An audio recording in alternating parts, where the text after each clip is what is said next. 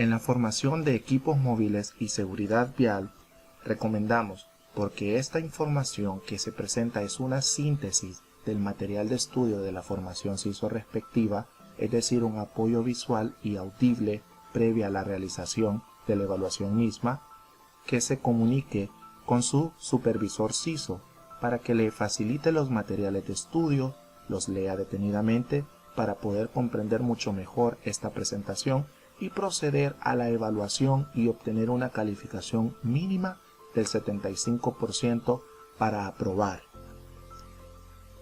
Los objetivos de esta formación de equipos móviles de seguridad vial son ver diferentes conceptos y sus definiciones, cuáles son los tipos de equipos móviles que vemos en la planta, qué requerimientos de seguridad hay, cuáles son esas condiciones de seguridad para los operadores de equipos móviles, cuáles son esos requerimientos obligatorios. Vamos a visualizar también lo que es un plan de circulación y qué comprende un plan de emergencia, y finalizaremos con los 5 pilares que hacen que la política de seguridad vial se cumpla en Argos, Honduras. ¿Qué son los equipos móviles?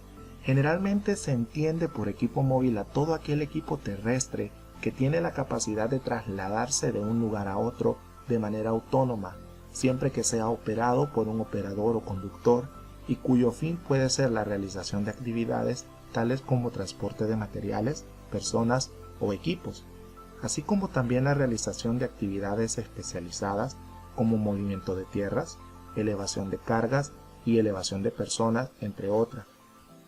Con esta definición vemos la clasificación o los tipos de equipos móviles según lo que estos realizan o lo que estos transportan.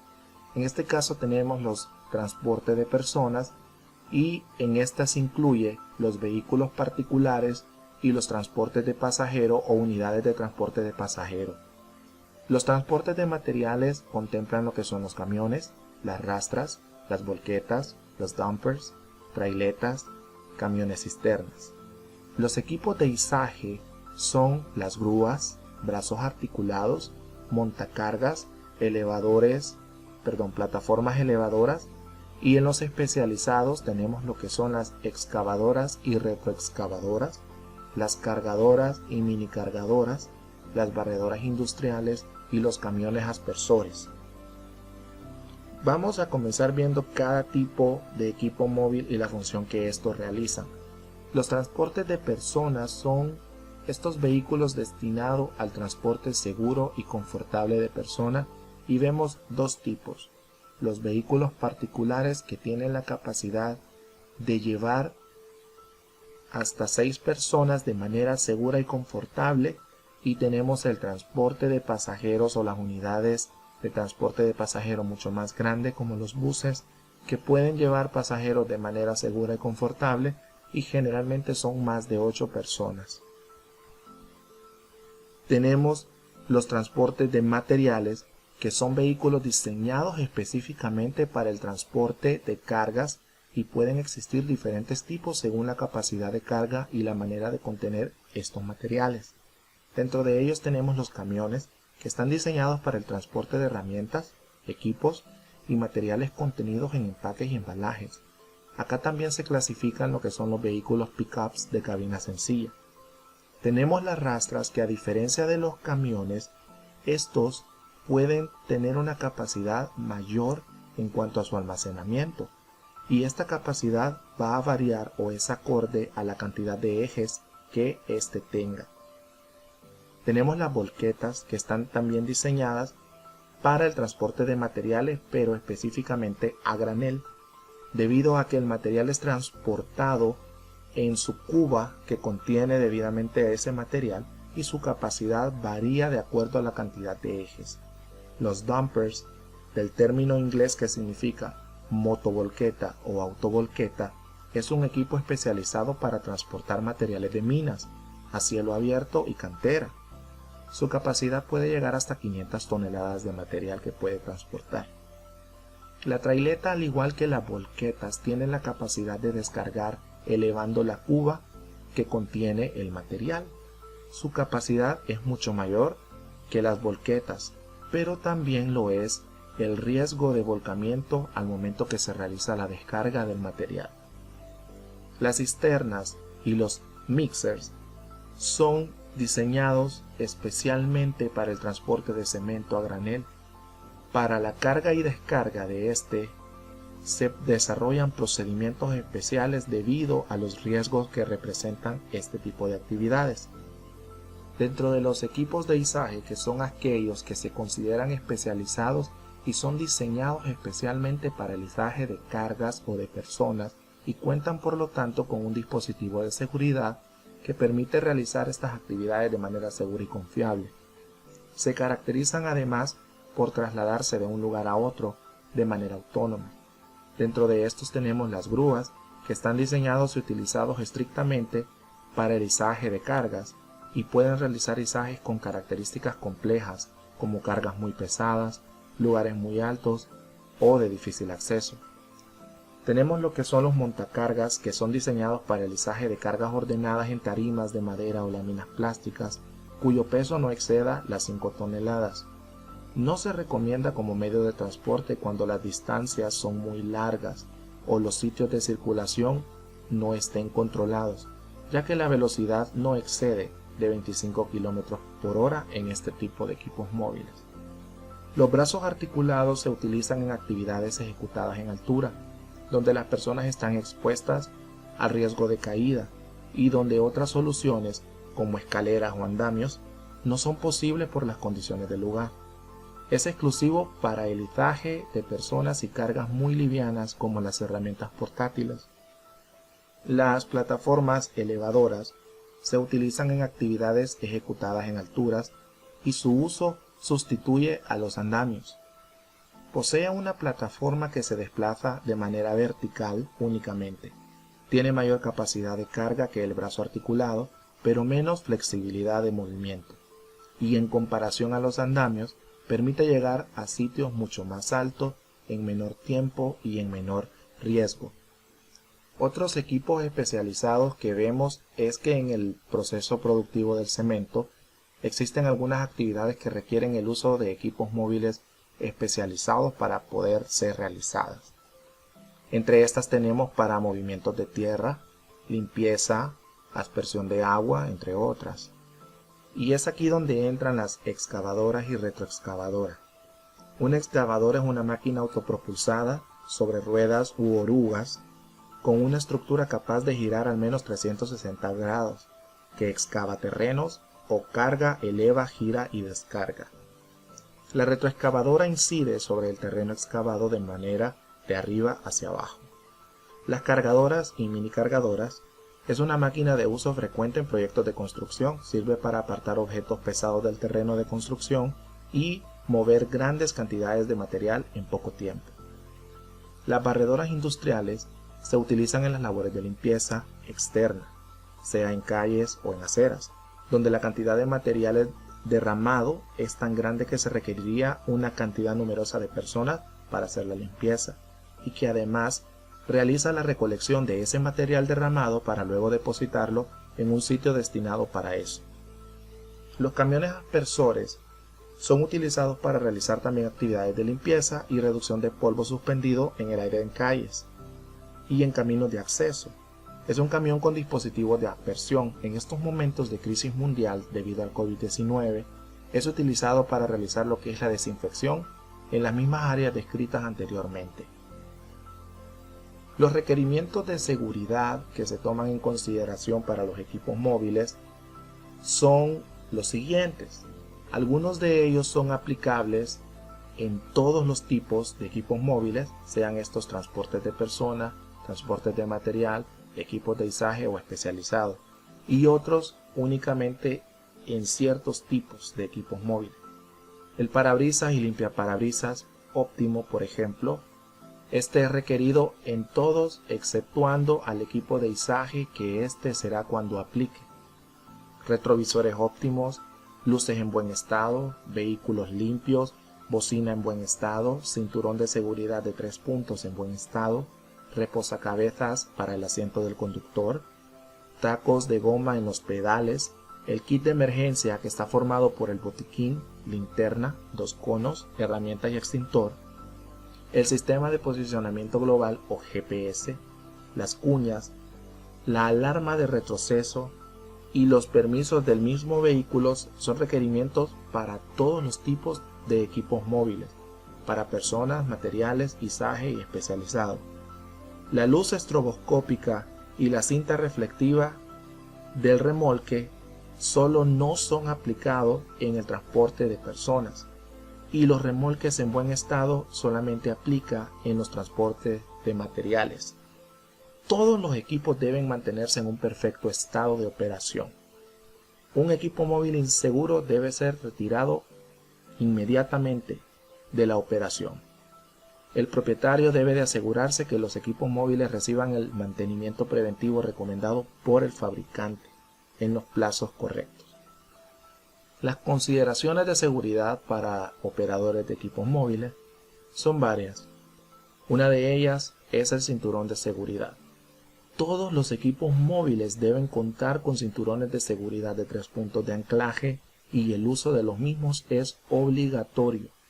Deben ser revisados gradualmente. Si se encuentra una falla, deberán reemplazarse inmediatamente. En cuanto al teléfono celular, su uso es prohibido mientras se opera un equipo móvil. De ser necesario el uso de este, deberá detenerse la operación. Un peatón tampoco puede utilizar su teléfono mientras camina. Cualquier llamada se podrá hacer en un lugar seguro de la planta, como por ejemplo senderos o aceras de peatones. En cuanto a drogas y alcohol, está terminantemente prohibido que los operadores puedan operar los equipos móviles bajo efecto de drogas o bajo efecto de alcohol. Y aquí se aplica la política de cero tolerancia. No es permitido. Otro punto son las velocidades máximas. El límite de velocidad permisible dentro de la planta y canteras es de 25 km por hora y en el caso exclusivo de los dumpers la velocidad en cantera será de 40 km por hora, respetando siempre todos los equipos móviles las señales de velocidad para las distintas secciones de la misma. Los requerimientos obligatorios: tenemos la selección y clasificación, unos aplicados para pasajeros, cargas, retroceso, operadores, líneas de energía eléctrica e inspección preoperatoria. Toda esta tiene que comprenderlo el operador de un equipo móvil. Selección y calificación: todos los operarios especializados deberán ser competentes y estar certificados para la operación de dicho equipo, sea un conductor de grúa o un conductor de dumper. Además, también tiene que contar con determinados entrenamientos como la introducción, mantenimiento defensivo, sistema de gestión de riesgo, procedimiento de seguridad vial, equipo de protección personal, izaje, trabajos en alturas, bloqueos de energías peligrosas y apilamientos. Todo depende del área donde va a manejar equipos móviles. En cuanto a pasajeros, se prohíbe el transporte de pasajeros, así como el uso de ayudantes. En el caso del vehículo particular, se limitará el número de pasajeros al número de cinturones que esta unidad tiene. Solo se permitirá acompañantes cuando sea necesario realizar viajes de inducción, pero estos deberán ser autorizados. En cuanto a la carga, la sobrecarga de los equipos móviles está prohibida. Por eso se deberá de conocer la capacidad máxima y la óptima para adecuar la carga en las cantidades correctas. El retroceso se debe de evitar a toda costa, y si es necesario realizarlo, se designarán áreas específicas en la planta donde se pueda hacer el retroceso. Los operadores deben permanecer dentro de la cabina en las áreas de operación. En caso de una situación de emergencia como ser la pérdida de control o el volcamiento del equipo móvil, la cabina es el lugar más seguro. Cuando un operador se baja de la cabina, se convierte en un peatón. Eso quiere decir que debe de cumplir con las normas de un peatón. En caso de tener que bajarse, existen zonas designadas para tal fin, donde el operador deberá permanecer. Las líneas de energía eléctrica debe revisar el operario al momento de subirse al equipo móvil a realizar una operación. Debe revisar si en la trayectoria de esa operación del equipo existen líneas de transmisión de energía eléctrica y se deben tomar precauciones. Hay que verificar arriba y abajo antes de iniciar el trabajo. Si se opera en cercanía de estas líneas de potencia, se debe de asegurar una zona segura de separación del equipo, al menos de 3 a 7 metros, dependiendo el voltaje, y al menos a 10 metros de los empleados, por si el equipo llega a hacer contacto con una línea eléctrica, la electricidad irá a tierra. Realizar este tipo de trabajos tiene que ser de día, de manera diurna, además de instalar rótulos de advertencia a 7 metros de ambos lados de la línea de potencia y entrenar a los trabajadores cómo responder adecuadamente ante un incidente eléctrico. Si un empleado debe acercarse, debe asegurarse que el equipo móvil no esté en movimiento. Esta es alguna de las reglas que tienen que cumplir los peatones.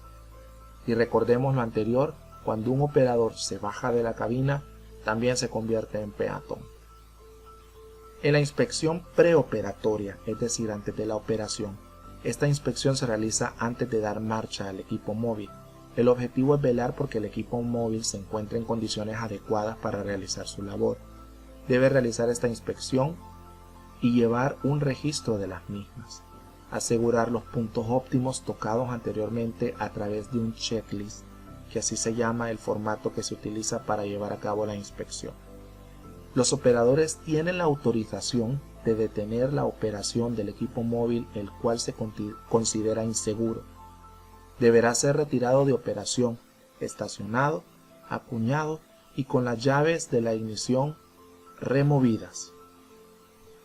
Hay 8 recordatorios importantísimos que tenemos que tener en claro ahora y memorizarlos.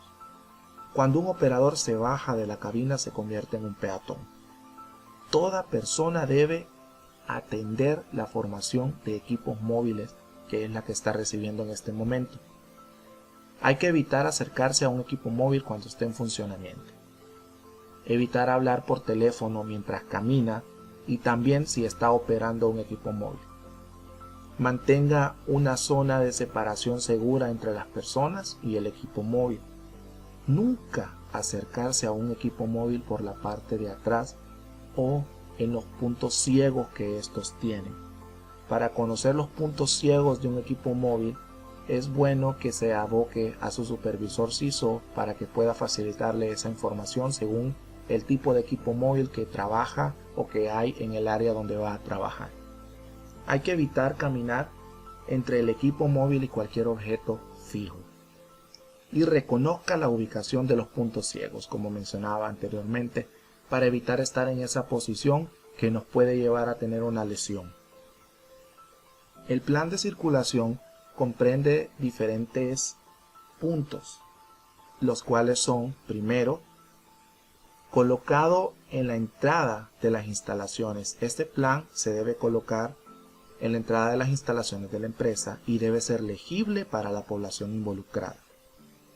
Este debe ser incluido en la inducción de seguridad para los empleados contratistas y otros visitantes del sitio. Deberá reducir el retroceso de los camiones, por tanto usará sistemas de una sola vía o designará áreas para doblar. Las áreas de retroceso deben ser diseñadas con un espacio adecuado y protección de bordes, y asegurar que estas áreas de retroceso sean prohibidas para los peatones. La zona segura debe ser limitada, claramente definida y libre de peligros por debajo, arriba o por todos lados. Esta zona no requiere que el trabajador porte su equipo de protección personal, por eso debe ser completamente segura.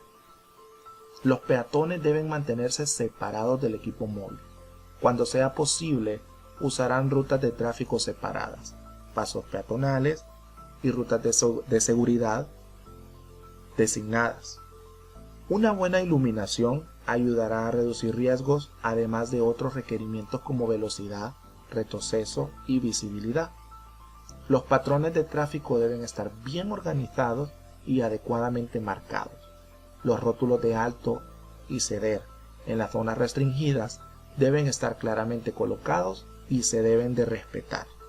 Los camiones y cargadores grandes deben tener el derecho de vía, a menos que sea especificado de otra manera por la valoración de riesgo. Evaluar vías de emergencia y rescate para todas las carreteras de acarreo con pendiente mayor de 10 grados, un grado máximo seguro sostenible. Evaluar los límites de velocidad y adecuarse a las condiciones del sitio. Deben estar colocadas las señales claramente y estas deben ser respetadas. Los vehículos más pequeños deben de mantenerse alejados de las áreas donde operan los vehículos más grandes y pesados, y si es necesario que estos vehículos vayan por esa zona, deben ir siempre, sea de día o de noche, con las luces encendidas.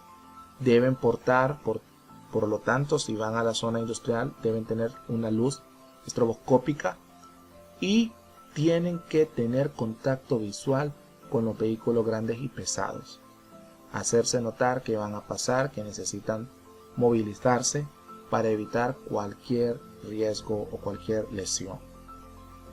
El ancho de la superficie de rodaje de las carreteras de acarreo debe ser de 3.5 veces el ancho del vehículo más ancho para tráfico de 2 vías y 2.5 veces para el tráfico de una sola vía. La protección de bordes y banquetas de seguridad debe tener una altura mínima de 1.5 metros o la altura del radio de la llanta más grande del equipo que opera en el área. Las curvas ciegas deben evitarse a toda costa y se requiere el suficiente drenaje sobre las carreteras de acarreo. Ahora vamos a ver lo que es el plan de emergencia. El plan de emergencia debe detenerse porque en caso de que ocurra un accidente relacionado a equipos móviles, la prioridad, debemos conocer, la prioridad del equipo de rescate y de todo mundo es la de salvaguardar, en la medida de lo posible, la integridad del conductor y las personas involucradas en el accidente. Un operador certificado de equipos móviles debe conocer qué acciones tomar en el caso de que ocurra un accidente, de manera que pueda responder de la mejor manera y minimizar las consecuencias de este evento no deseado. En caso de que el conductor no esté herido de gravedad, las primeras acciones que él tiene que realizar en caso de un accidente es autoexaminarse físicamente, verificar si tiene o no alguna lesión o alguna herida en su cuerpo, verificar que el sitio donde ocurrió el accidente, ya sea que se haya volcado el equipo móvil, es seguro para poder descender de ese vehículo, si no está cerca de un abismo o un pozo o un chute de extracción, etc. En caso de que pueda salir del equipo móvil, debe salir y alejarse del vehículo, no intentar rescatar el equipo por sí mismo, es decir, solo. Y el testigo o la persona que observe el accidente o el siniestro, o si el operador o conductor se encuentra en condiciones físicas sanas, o sea, no sufrió ninguna lesión en el accidente, debe de comunicar de forma inmediata vía telefónica o a través del radio al coordinador de sala de control, al coordinador de seguridad de la planta, al coordinador de seguridad vial, para conocer cuál es la condición en la que se encuentra la persona y la ubicación donde ocurrió este accidente. En caso de que hayan personas heridas de gravedad, los testigos o las personas presentes en ese momento no deben intentar hacer el rescate de víctimas si se observa que hay alguna condición de riesgo para las personas tanto accidentadas o como para los que quieren ayudar. Los responsables deben informar a la brigada de rescate el hecho y enseguida verificar el sitio de la incidencia para poder actuar. En caso de que se establezca que el rescate puede ser hecho por el personal competente de la compañía, es decir, la brigada de rescate, el personal médico y o el personal que ha sido entrenado en primeros auxilios, junto con el personal de seguridad, hay que planificar primero el rescate de la víctima. Segundo, ejecutarlo, es decir, ir a rescatar a la víctima. Tercero, darle las atenciones médicas inmediatas a la víctima y si fuera necesario, se dispondrá el uso de la ambulancia y el traslado hacia el hospital si es netamente necesaria una atención mayor. Si el operador o conductor ha podido salir de la cabina o fue rescatado, se debe acordonar el área donde ocurrió el accidente, iluminar esa área si es necesario, restringir el paso de vehículos y personas si es necesario, contener los líquidos que puedan salir tales como aceites y combustibles que puedan ocasionar accidentes más graves. Hay que retirar la carga que tenga el vehículo en caso de que la tenga. Si se puede apoyar de equipo pesado o una mini cargadora, el último recurso sería hacerlo a mano en caso de no poder contar con estos equipos. Tener precaución de que el vehículo al retirarle carga puede perder su estabilidad o equilibrio y el retiro de peso debe hacerse poco a poco. Si el vehículo estuviera volcado, como vemos en la imagen inferior, la primera, para que pueda ser remolcado o reparado, debe volver a su posición normal. Y para ello debemos realizar un análisis de riesgo, analizando todas las variables posibles donde se ocurrió ese incidente. Hay que planificar el movimiento de acuerdo a la situación, si es factible con equipos disponibles en el área como remolques o grúas, si no considerar grúas de gran capacidad de carga para poder atender esto. Si se considera el tirar el vehículo de uno de los lados con otro vehículo como remolque o grúa para poder reposicionarlo, se deberá emplear cables, ganchos, grilletes en buenas condiciones, por lo tanto hay que inspeccionarlos previamente a su uso.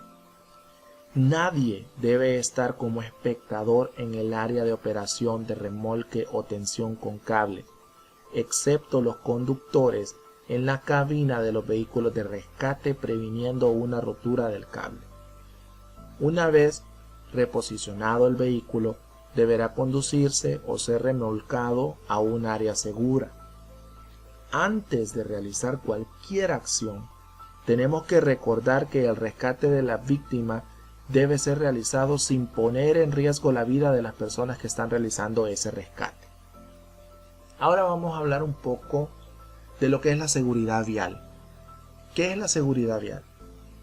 Consiste en la prevención de accidentes de tránsito o la minimización de sus efectos, especialmente para la vida y la salud de las personas, cuando tuviera lugar un hecho no deseado de tránsito.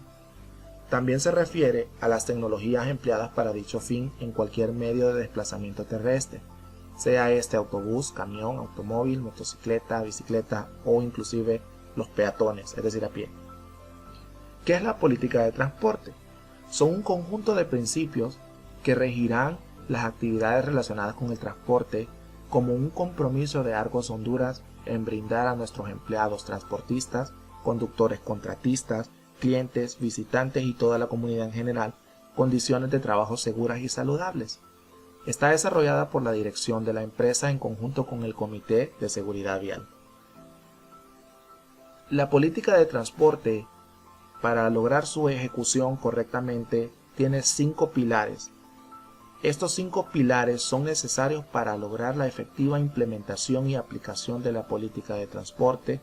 El Comité de Seguridad Vial lo desarrolló y en ello se debe cimentar todas las actividades de transporte de Argos Honduras. ¿Cuáles son estos pilares? Empresas contratistas, conductores, vehículos, planes de viaje y carga y descarga. En cuanto a la empresa contratista, las actividades de transporte de personas, materiales y productos terminados son realizados por empresas especialistas dedicadas a estos rubros. Estas empresas transportistas deben ser seleccionadas de acuerdo a los requerimientos de seguridad establecidos por el Comité de Seguridad Vial. Las empresas transportistas deben realizar de manera autónoma la gestión de las condiciones de seguridad de la actividad de transporte, por lo que son responsables del seguimiento de los objetivos de seguridad, reuniones periódicas de este seguimiento, el plan de recompensas y el plan de sanciones en caso de incumplimientos. En cuanto a los conductores, hay diferentes ítems que tienen que ser muy considerados, Comenzando con la documentación. ¿Qué documentación tiene que presentar los nuevos conductores? Deben presentar su copia de identidad, su licencia pesada articulada o no articulada, antecedentes penales y policiales, 2 fotografías tamaño carnet, copia de exámenes médicos. Entre estos exámenes está la glicemia, orina, presión arterial, electrocardiograma, vista y audiometría. También hay que considerar lo que es el equipo de protección personal obligatorio para el conductor, lo que es el casco con barbiquejo, ropa o chaleco reflectivo, lentes protectores, guantes y los zapatos de seguridad. Los entrenamientos que deben recibir los conductores es fundamental porque debe de estar certificado de esos conocimientos de los riesgos presentes en la actividad de transporte, los equipos que conduce y las reglas de seguridad establecidas para controlar estos riesgos. Su salud, cada empresa deberá de responsabilizarse de que sus conductores realicen sus exámenes médicos y tengan un seguro médico o social y presentar los comprobantes mensuales de esa vigencia. Las señales viales deberán respetarse, todas estas señales, tanto dentro como fuera de las instalaciones, como por ejemplo los límites de velocidad, sobre todo para evitar cualquier accidente. En torno también a la salud viene lo relacionado con el consumo de bebidas alcohólicas, drogas ilegales o tóxicas, así como el ingreso o permanencia de personas con signos de estar bajo efectos de las mismas, sean empleados, contratistas o visitantes. Repetimos de la información anterior que ya fue dicha, aquí se aplica la política de cero tolerancia. Nadie puede operar, ingresar o trabajar bajo efectos de el alcohol o drogas. El uso del teléfono celular, ya hemos conversado que es completamente prohibido el uso de este dispositivo mientras se conduce un equipo móvil o un vehículo. Incluye cualquier dispositivo de comunicación, incluyendo las manos libres. Además, como peatones es prohibido también usar el teléfono celular mientras se camina. El uso del cinturón de seguridad es obligatorio para todas las personas dentro de la unidad de transporte, no solo para el conductor, es para todas las personas que están dentro de la unidad de transporte en el caso de transporte de personas y para el conductor en las unidades de transporte de materiales o productos terminados, porque solamente debe ir el conductor. El control de fatiga, pues los conductores tienen un derecho, un tiempo de descanso, 30 minutos de descanso por cada 4 horas de conducción. De las distracciones tenemos que evitar lo que es intentar alcanzar objetos mientras estamos conduciendo, manipular el navegador o el radio, no se puede, usar o conversar por el teléfono, por el celular o por el radio, tampoco se puede, o ir comiendo o bebiendo mientras se va conduciendo, no se puede. Esto repercute al tiempo de reacción, de frenada ante un determinado incidente o alguna situación que pueda producir un accidente. Prohibido subirse a las plataformas, a las volquetas o trailetas de los vehículos sin haber realizado un análisis de riesgo previo, estándares de seguridad y sin utilizar su equipo de protección personal requerido. Los límites de velocidad tenemos que contemplarlos: 25 km máximo en planta, 65 km máximo en carretera recta, 35 km máximo en carretera curva, 40 km máximo al transitar por ciudades y 25 km máximo en la cercanía de escuelas, colegios y hospitales. En condición nocturna o en condiciones climáticas adversas deberá de reducirse a la mitad de la velocidad establecida. Es decir, si está lloviendo o si es de noche, el máximo en una carretera recta ya no será 65, sino la mitad. Otro de los puntos es las luces encendidas. Se debe operar con las luces encendidas durante el día. Esto facilita que los demás usuarios de la vía, conductores y peatones, les vea con suficiente tiempo y puedan calcular a qué velocidad se acercan o se alejan. pasajeros, hay una regla muy pequeña pero directa: un conductor, un vehículo, ningún pasajero. Esto aplica en todos los equipos móviles, exceptuando aquellos que están exclusivamente dedicados para el transporte de personas. Los peatones pueden acercarse a un equipo móvil solamente cuando éste se haya detenido por completo y solamente después de hacer contacto visual con el conductor. El conductor tiene que verlos para saber que va a llegar allí, y hasta que el conductor apague el equipo móvil y este ya no se mueva, puede movilizarse hacia él. Los objetos sueltos en el interior: es prohibido tener objetos o cargas sueltas dentro de la cabina, ya que en el caso de un accidente pueden causar una herida o golpes a la persona dentro de la misma. En cuanto a la sobrecarga, tenemos que conocer la carga máxima permisible en rastras y trailetas según la cantidad de ejes que tenga. En el caso de que tenga un eje en rastra, pues no está definido. En trailetas son 14 toneladas. En caso de tener dos ejes, en rastra son 37 toneladas y traileta 21. Y en tres ejes, en rastra son 41 toneladas y en trailetas son 25. La conducción nocturna, pues es prohibido conducir dentro del horario de 11 de la noche a 4 de la madrugada. En cuanto a las recompensas y sanciones, hay que incentivar el cambio hacia buenos comportamientos al conducir mediante un sistema permanente de recompensas y eliminar progresivamente los comportamientos riesgosos mediante un sistema permanente de retroalimentación y sanciones. ¿Cuáles son los beneficios de este plan? 0 accidentes y salvaguardar la vida de los conductores, el bienestar de sus familias y el patrimonio de los transportistas.